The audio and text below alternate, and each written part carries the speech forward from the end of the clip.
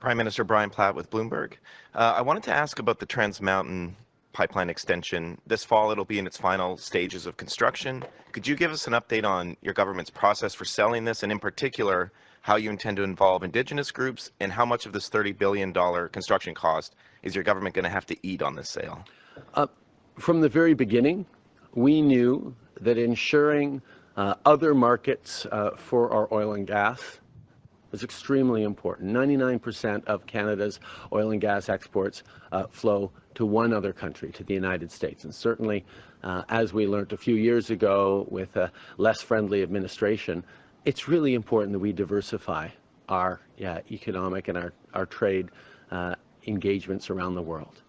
That's where the Trans Mountain Pipeline, accessing markets across the Pacific, was really important for the Canadian economy and for our energy production. I'm very excited and interested that there are so many Indigenous groups interested in purchasing the TMX pipeline. We're engaged in conversations with them right now. It'd be premature to speculate too much on that, but I can tell you that the federal government is not in the business of running pipelines. We purchased that pipeline to ensure that it would be built and completed because that was in the national interest.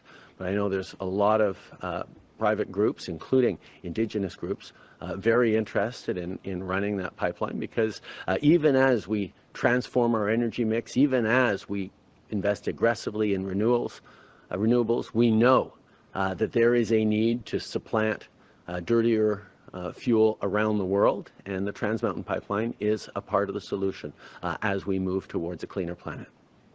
Can I just ask as a follow-up, do you need to prepare Canadians for taxpayers having to take a write-down on this when you sell it? We are confident that the business case for the Trans Mountain Pipeline remains solid.